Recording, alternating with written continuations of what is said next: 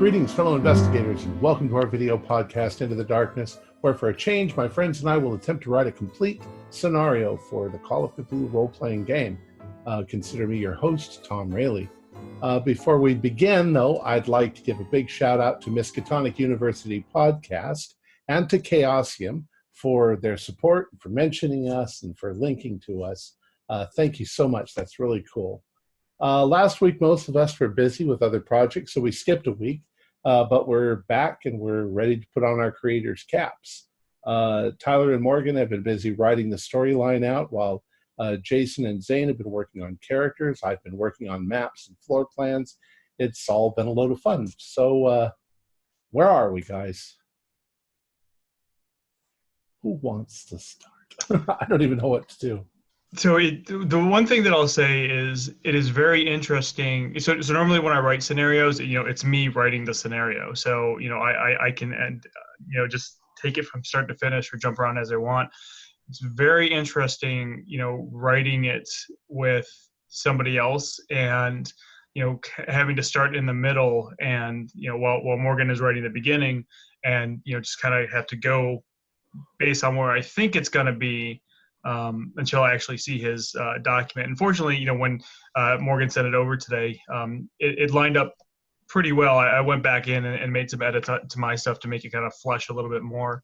But that was not something, honestly, that I was expecting. That was a little bit of a challenge.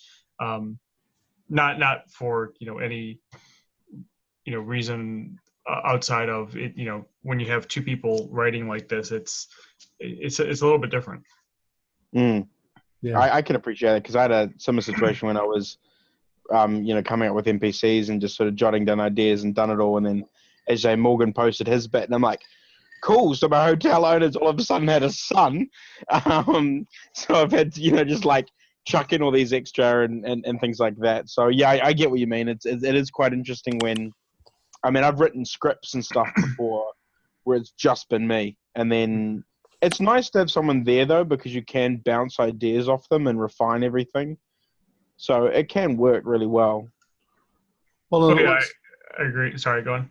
I was just because it looks to me like you guys are starting to come up with names and they're starting to go into the stories. And I see that you'll put ideas and names into what you're writing. They can always be changed. That's right.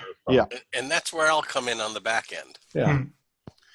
But I think this is a great exercise for especially the newer authors, because when you're doing freelance gigs, you can be hired to do part 3 of a 5-part campaign and have all of these specs that you have to put in and knit together. And you're like, how the hell am I going to fit mine with all of these, fit my widget in so it works with everyone else's.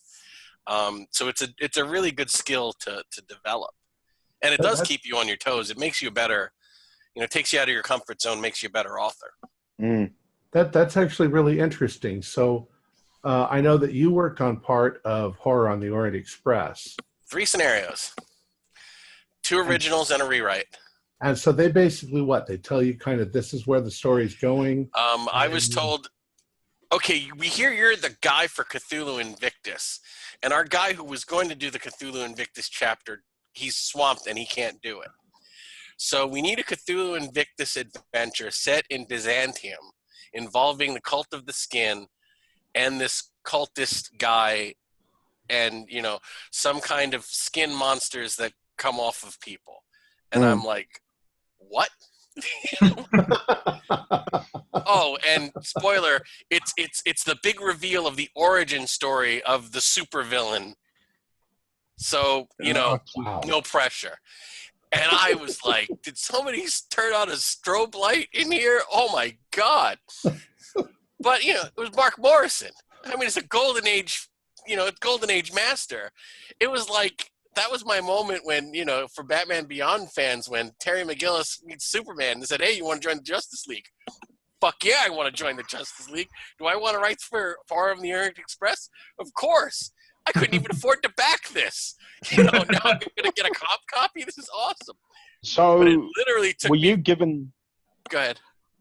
So were you given, the previous adventure, like the previous adventure that led up to your scenario, so you kind of knew where the villains had been, or like where the players may have sort of gone. Did you have? Well, luckily, it was a flashback episode taking part in the Roman Empire, so Okay, it wasn't really connected. But that's lucky. They had set it up that the plot was already worked out and meshed into other scenarios. So I basically was given it was like those shows where you get a basket of odd ingredients and you've got to make a dish out of it. I got a basket of plot points, and I had to knit it together into an adventure, which sounds a lot like what you guys are going through right now with looking at the previous work and say, oh, that's a good idea, I've got to change it, or this doesn't make any sense with what I've got. So you guys are kind of doing some of the pre-edit work before. But it's a great skill to develop, especially when you're working, on a campaign or a collection or something like that. Cool. Yeah, because you did other part. You did the Serbian part, didn't you? I did the Serbian part, which was widely reviewed as the worst scenario in the book, and they wanted me to rewrite it. That was the one where you get the eye plucked out and you have no roll to avoid it. Right. It was the biggest railroad scenario on the railroad campaign.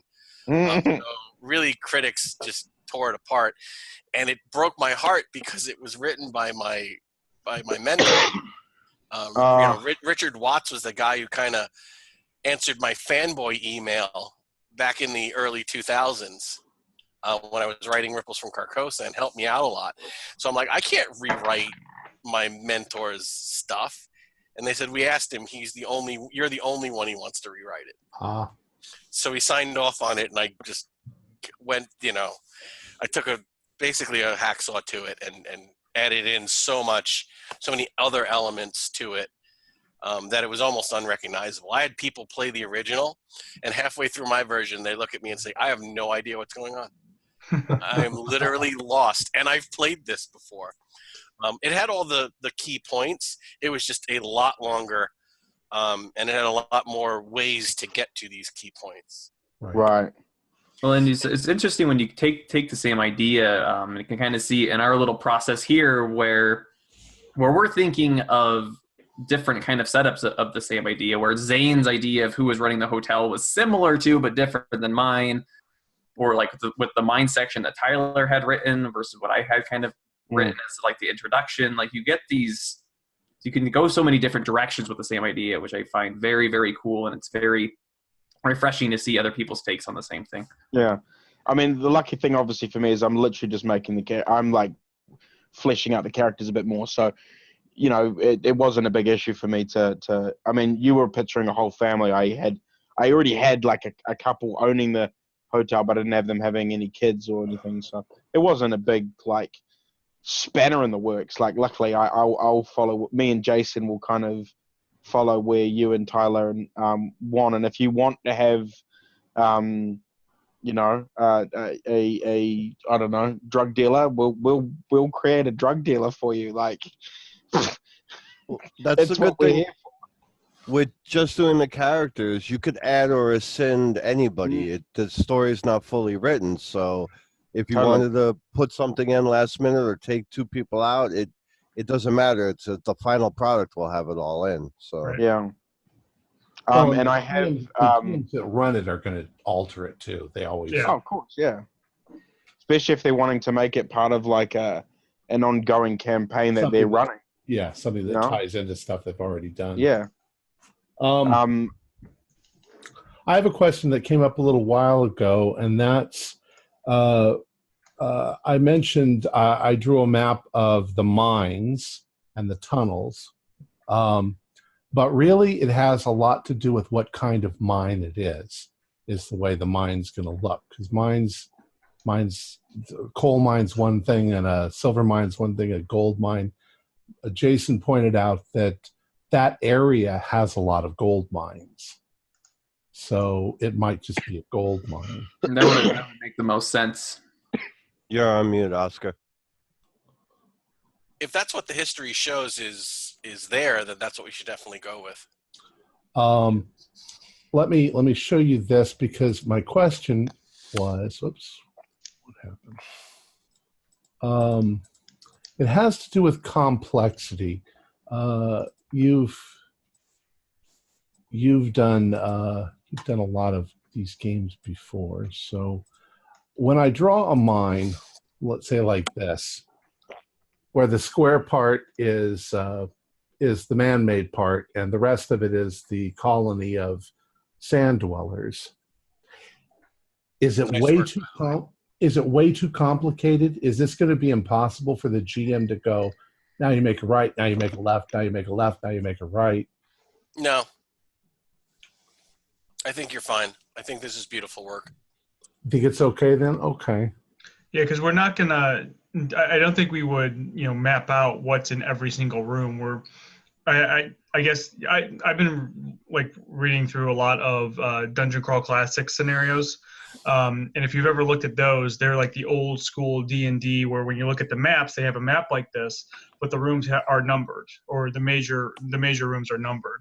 Right. And so I could imagine something like that, where we're only going to pick probably maybe 4, 5, 6 of these rooms and add stuff in there, and maybe give some ideas for the keeper of, if they go down this, here's some other things that you can throw at them. Or like you said, the keeper is going to come up with stuff on the fly that we're never going to think of. So they can add it in on their own too.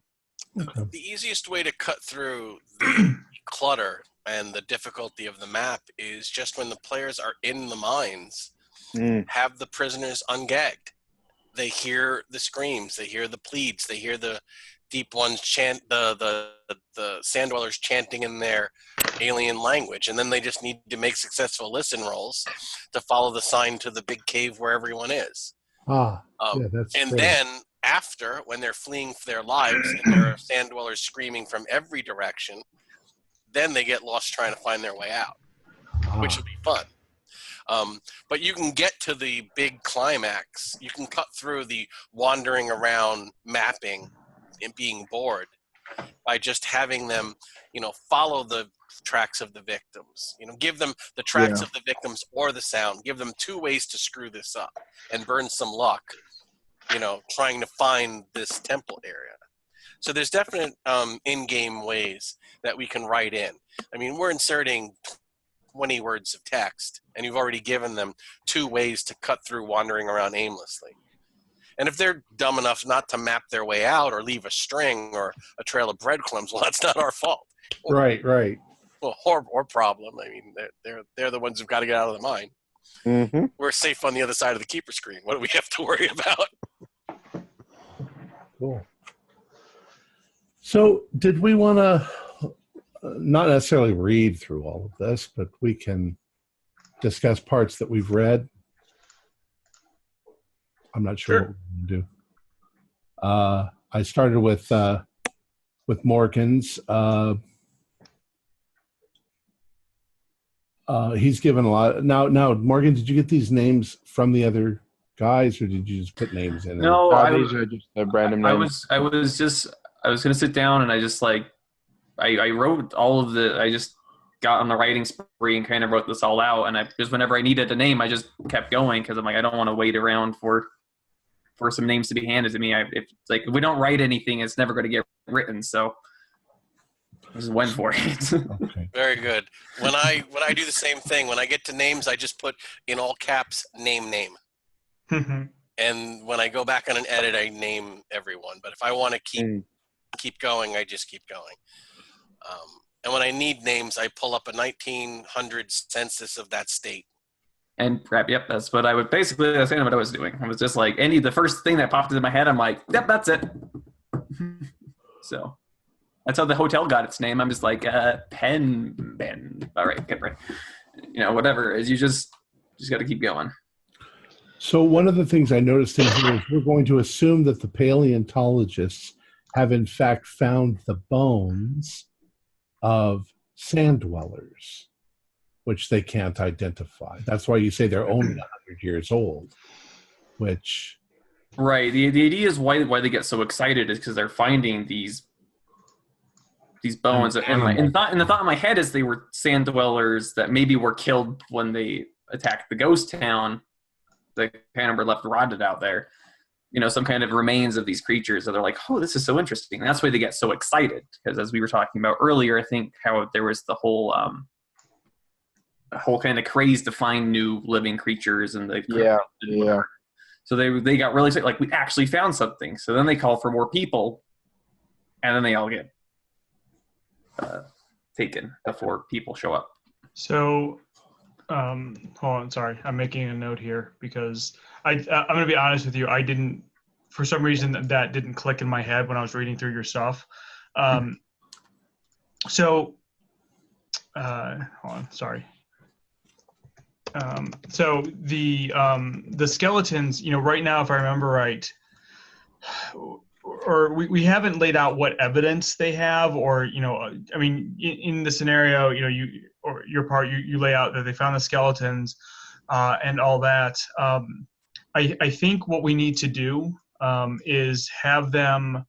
There has to be photographic evidence somewhere in their in their belongings that the PCs find early on in like Act 1 or Act 2, because jumping a little bit ahead, in Act 4, when they get to the ghost town, one of the scenes that I wrote in there was in the jail when they attacked.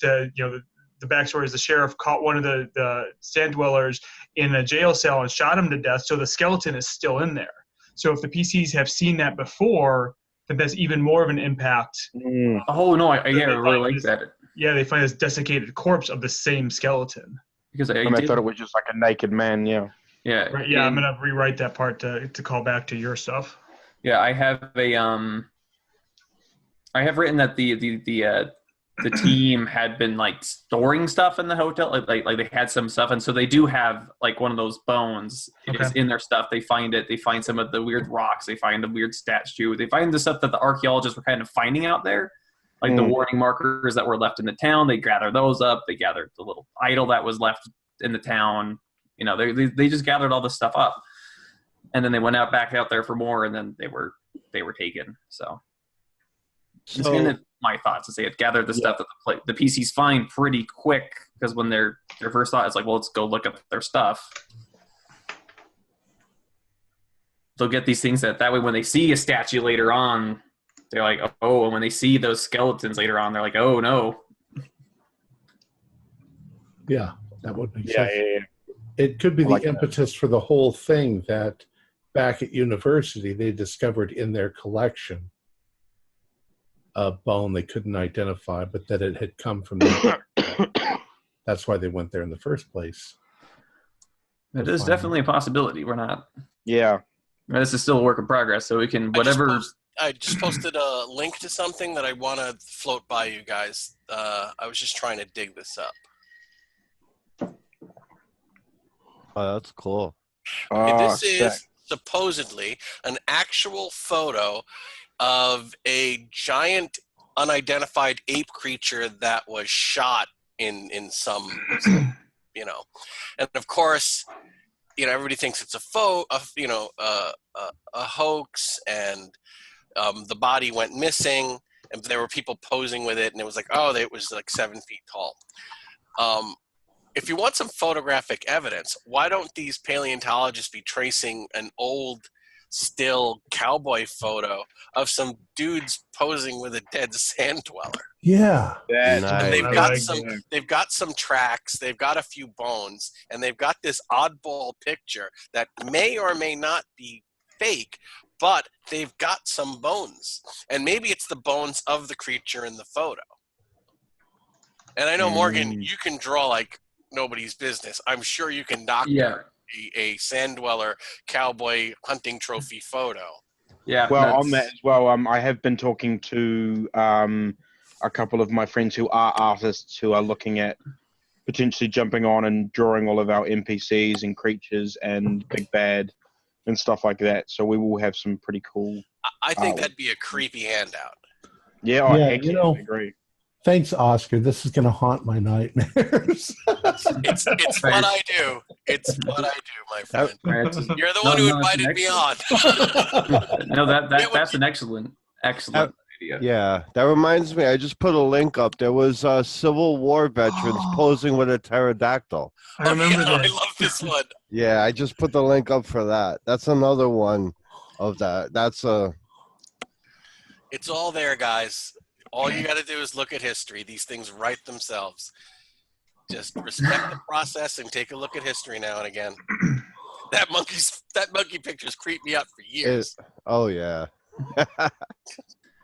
Right, and so I can't stop staring at it. It is creepy. It's horrible. And for those playing at home, this is Delroy's ape. I'll show them a picture. Okay, great. Yeah. There's better photos. I just couldn't find it. There's one of the guys posing with it, but I just couldn't find that one. Yeah, either I can whip something up, or Zane's people can whip something up. So. I just sent you guys a link to the guy I'm talking to at the moment who seems somewhat keen. He's got a few like Innsmouth kind of guys looking up there and stuff, so he's pretty good. Yeah. Cool. As far as NPC sort of stuff goes, me and Jason haven't done heaps. Really, we've kind of just jotted down some names and sorry, I've got a bit of a cough. And like what professions we think would be needed in the town. So, like I said, we had a few people for the hotel. We've got like a husband and wife situation now who have a son. We and then we've got like a maid and a bellhop. The other question I have, we've got the archaeologist or the people who have gone missing and stuff like that. You wrote from the University of South Carolina or whatever. Right? Yeah. Yeah. I typoed. I wrote South Carolina. How would you? No, he said Colorado State University. Okay. Colorado State. Would we want to make that Miskatonic? No, I don't think Miskatonic's really necessary. If it's paleontology, then yeah, I think we found out that's a really good place. Or I think Chicago, the University of Chicago, or something. I'm assuming the film crew are going to be from Hollywood. Yeah, maybe. Or Oscar, you were muted. I thought you were trying to say something. Find out what kind of films were being made back in the 20s. University of Chicago had a great paleontology program all from the 1880s to the 1940s. Oh, nice. Most of the really good fossils in museums all across America are copies of fossils that were from expeditions funded by University of Chicago. Yeah, so that would make sense. That's for the history boys out there who go, hey, Chicago, why Chicago? Oh, yeah. Actually. Oh, now I've got you guys doing it. Oh, my word. It's so good. So now something also I've noticed when reading through this, Morgan, I get the impression that people in the town are aware that the paleontologists are missing. And I thought that our characters were going to find them and they discovered that they're missing, that their camp has been destroyed. They're just the people in town haven't seen them in a few days and they're a little worried. Right. Well, you said that the sheriff went out. I think it said that the sheriff went out but couldn't find him. Right, if they were supposed to be back on Monday. Because I have a part where the lady who greets him at the hotel, when they say they're looking for the archaeologist, she says, oh, well, they said that they planned to be back to meet you. I guess they're, just some little comment, or they plan to be here. No, that makes sense then. Right, so it's kind of mentioned, and so I also I had the idea that the townsfolk here, they're trying to grow the town, and so they're really, really excited that more people are showing up because they're like, oh, put our town on the map. And so like everybody's like intensely interested when they're in town and to what they're doing and like trying to ask questions and stuff. They're curious. I mean, they're just living in a town. There's nothing else exciting going on. They want to. Now, Also, let's see. I was looking at the library. How long? Well, I guess it's not. If the library has records of Mel's Creek, then was it really a secret or? Yeah, see, we just mentioned clue in our initial discussions. I wasn't sure quite what clues to include in the library, so I was kind of just spitballing there. Maybe all they find in the library is references to a failed settlement that was called Mel's Creek.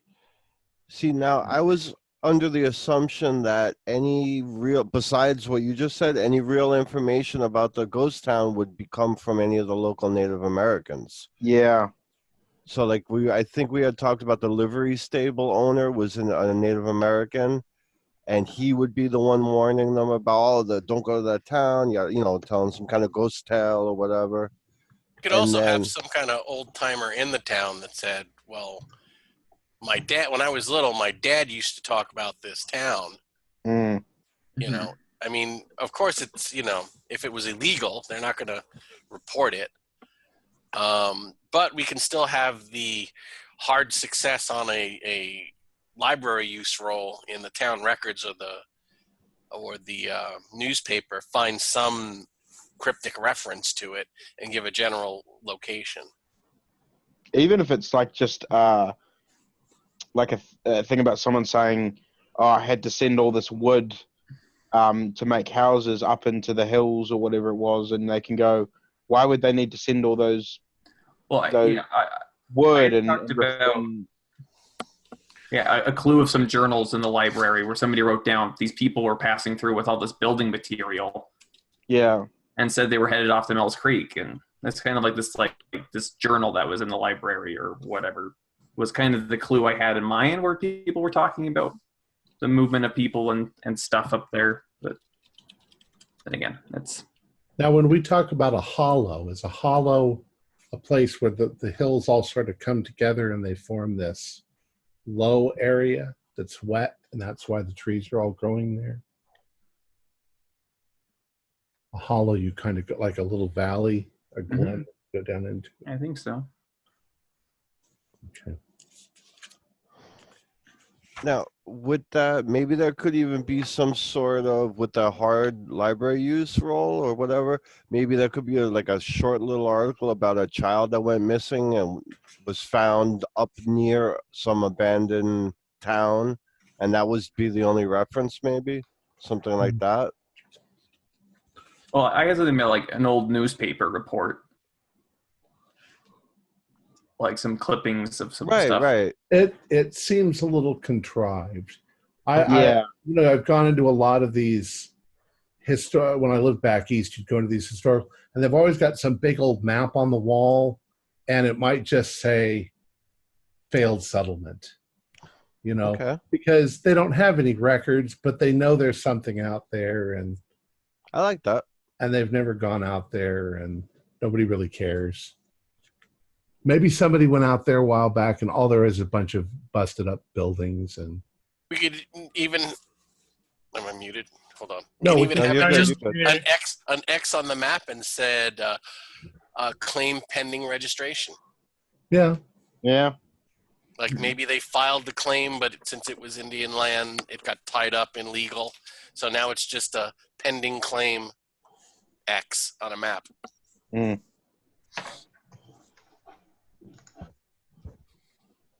I'm thinking of what's that movie, Yellow Brick Road? Wizard of Oz? No, Yellow Brick Road. Oh. Where they just say there was a bunch of settlers that went in that direction and they never came back. Yeah. Scary movie. If you want to watch a creepy movie, Yellow Brick Road. Yeah, never heard of it. Hence why it's brought up Wizard of Oz when you said it. Anyway. It's weird. It's got an extremely weird ending.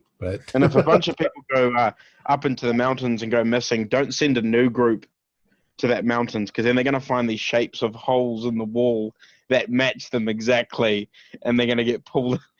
Junji Ito. Purifying. Have you been reading Junji Ito now? Yes, I have, damn it. Good. Bastard, I haven't slept forever.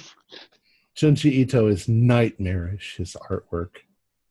Oh, okay. Now I'm on Tyler's stuff.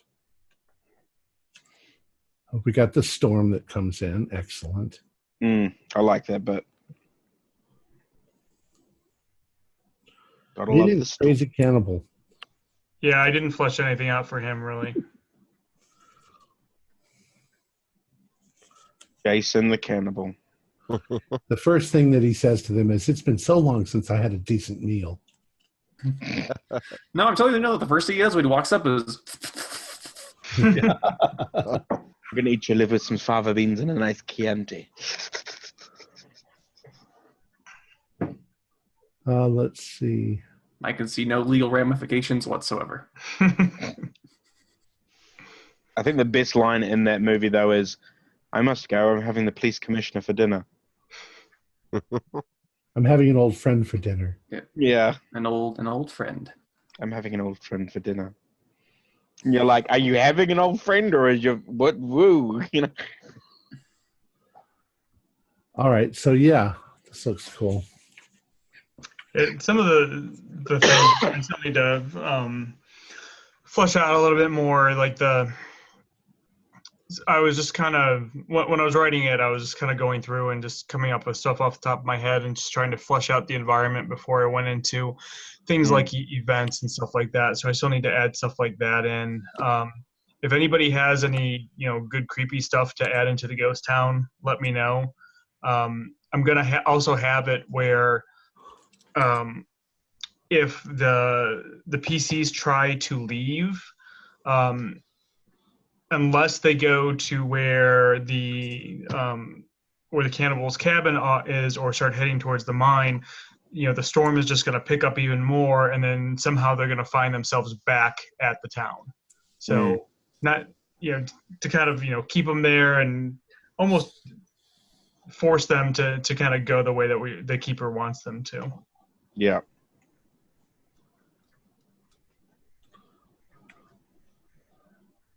I'm thinking about the cemetery. Now, if the cemetery in the ghost town, I've been in a couple of extremely old Western sort of cemeteries, and a lot of times they didn't have a stonemason to make stones. So they take a slab of wood and they'd carve the words into it. But when you see it, by now it's all weathered and you can barely read anything that's written on it.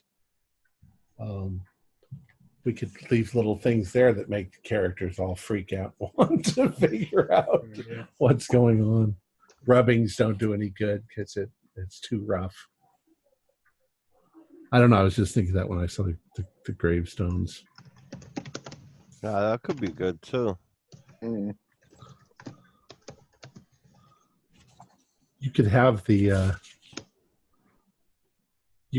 old guy living in the basement of the church. Might be the one place in town that actually had a basement. Yeah.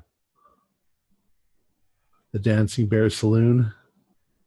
Yeah, I just came up with that name off the top of my head. So I love that name. I really love that name. The Dancing Bear Saloon. Nice. And Hotel Xavier. Yeah, that was another one I just came up with. We can absolutely change that one.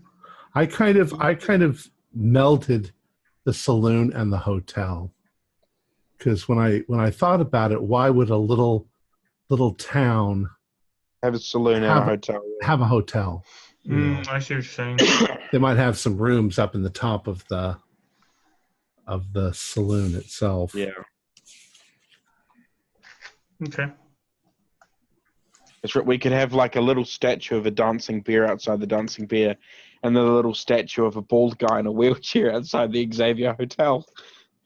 What if another gruesome detail would be that some of the people from the town locked themselves in the jail cell, and that the sand dwellers couldn't get to them, and they just starved to death? because they wouldn't leave the jail cell and they wouldn't. They were too afraid. Or the doors just ripped off. You're never going to be able to tell that story in just remains. It could be they're going to see the bones in the cell and they think, oh, everybody died before they could let these poor drunks out, and they all died. You know, it's now a good story, but there's just no way to tell it from the evidence. We can leave it. Isn't there a dead sand dweller in one of those? Yeah. Okay. I mean, that story tells you find the sand dweller and you go, oh, they caught one. You gotta figure out what the sand dwellers look a little bit like horny toads. I've always thought they look like big-eyed horned toads. They're described as looking like koala bears with longer limbs and bodies and stuff. We can make them look like whatever we want.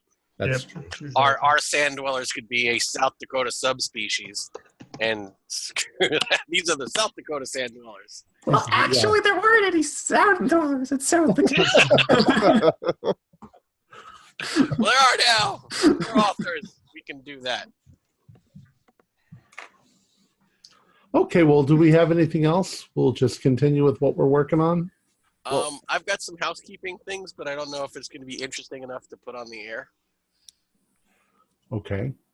Now, the sand dweller that died in the jail cell, was it shot? Are there like buckshot in it? Is there? Did they lock it? Bullet holes. Okay. It looks like Gollum. Yeah, a little bit. Kind of does. Yeah. Will there be that diary in the town also from the woman or whoever? I remember we had talked about a woman leaving a diary saying about the a little bit of what was happening with the stones or possibly the creatures.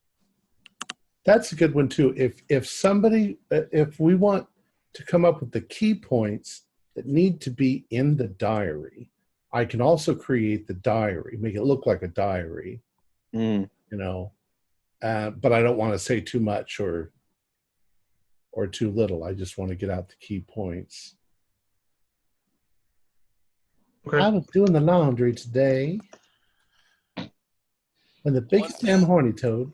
One thing I'd like to just kind of throw out there to everybody writing these sections, don't be afraid to follow a white rabbit down a hole. If something seems really interesting and opportune, don't worry about approval. Just write it, and we'll talk about it. And in editing, if I keep it in, if I leave it out, or but if you've got a good idea, don't be afraid to write it down, and we'll all decide whether it stays or not. But don't lose it. Don't second guess yourself and let it slip away. Because some of the best things you're going to come up with in a scenario are never part of the outline. They're stuff that will come to you as you're living in that spot. As your mind is immersed in that setting, things will come to you, and they're just awesome. So don't be afraid. Definitely put those things in. And we'll see what gems we keep and what gems we don't. Yeah. And one other thing we actually were just starting to adjust before we went live, the stones. Are they going to be hot or are they going to be cold? I like about that. Idea, Morgan, that the guy got burned. Yeah, I had a section where if you go talk to the doctors, they mentioned how one of the archaeologists came in with burns on his hands, but they didn't really say how well we got him. Well, I thought it would be interesting to mislead the players by saying that he had burns on his hands, and when they talk to the doctor, they'll say, "Oh no, they were cold burns," and that'll be like, "Oh, that's weird." Not for South Dakota in the winter. Cold, that's what I was saying. Cold burns are going to be frostbite. How are they going to tell that? How are they going to tell that these stones give off cold when everything's fucking cold? They have. Well, when they pick one up in the hotel that is heated and nice and warm, because the archaeologists brought some back to the hotel from one of their searches, I have written in there that there's a box with some of them in there, and the players pick them up. They're cold. There's frigid cold. It's terribly cold. Like frostbite cold? I'm not sure that the stones really have to be that magical. I think they're Okay. I think that they might just be part of the magic that, well, I just said no magical, but they're part of the thing that's causing the food to rot. Yeah. They're like, well, I'm sorry, that was my sort of vision of it, is that when the sand dwellers first discovered the people, they left these rocks around town to start cursing them and chasing them away. But the people didn't know who the heck they were. Yeah. No, I kind of just pictured more of that kind of curse stuff happening just because of direct action from the same. Like they didn't leave cursed objects there. They were kind of casting spells to do stuff, like one of their shaman or whatever. In my mind, I kind of envision that the stones and things kind of come from whatever deity that they worship, or whatever the old one is. It's like they're leftover artifacts. Leaves them or whatever. I don't know. Just that they were something, just some strange material that they had access to. I'm not sure that the stones are actually even necessary to the story, but we can leave them in for now. Because the story works with or without them. It could just be shamans doing magic down in the caves that causes everything to rot. Yeah, that's fine. I'm not hooked on the stones. I just remember them coming up. I'm just throwing that out there. We're just, because we've already got weird bones. Right. Which I really like that idea. Right. The stones, though, I will say, even if we don't give them magical properties, it ties the sand dwellers to the mine. Because one of the things that I did, I kind of looked off of Morgan's, how it was like an unusual black rock, if I'm remembering right. And then, when they're in the town, they're finding these spears, or finding, in one instance, they find a spear that's been, shoved through a woman and her daughter, and it has the same black, the same black rock spearhead. And that also kind of ties into, well, this wasn't the Native Americans, because they don't use this type of rock. In fact, nobody's ever seen this type of rock except for the archaeologists. And so I was using that to kind of tie some things together. I like that. That works. What if, when they ran them through with that spear, that their body rotted except for near the spear itself, because there it was frozen solid, like with liquid nitrogen. So there's a chunk of flesh still there around the spearhead, and the rest of the body is desiccated or gone. Yeah. Rotted away. I like that. It's creepy. And so magical stones are cold. There we go. Yeah. It's just free thought flying around. No, I like that. It's gruesome too. I really like that. Is that her intestines? Ew. They're making bullets out of them.